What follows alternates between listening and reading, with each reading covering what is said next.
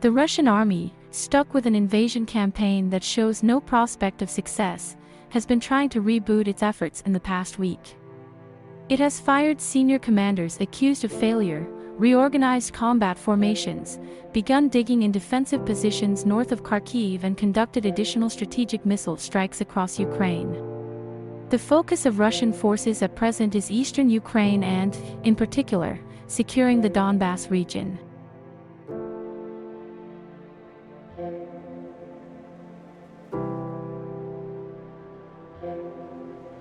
Compared to the grand aspirations of Putin in the war's early days, which included a takeover of the country, a defeat of its military, and the installation of a puppet government, this is a relatively modest target.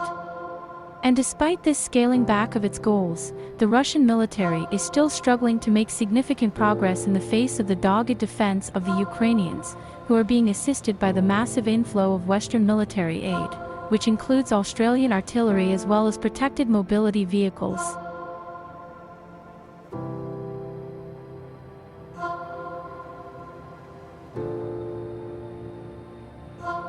Thousands of Russian soldiers have been killed or wounded and hundreds of armored vehicles destroyed in the east of the country. For all this effort, the Russians have gained little additional territory in the past month. It is possible that, to support their offensive in the east, the Russians may launch attacks in the Zaporizhia and Kherson regions. But given the scale of the Ukrainian military mobilization, reported to now be 700,000 personnel, the amount of Western aid entering the country, and the demonstrated inability of the Russians to competently undertake large-scale operations, this too is unlikely to result in significant breakthroughs.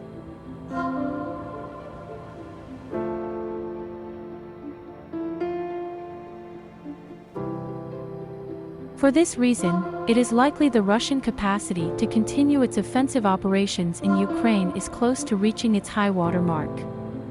In the past 3 months, the Ukrainians have corroded the physical, moral, and intellectual capacity of the Russian military in Ukraine. The Russian president and military high command will continue to demand advances, but at some point in the next month or two, any capacity of the Russians to do so will be at an end.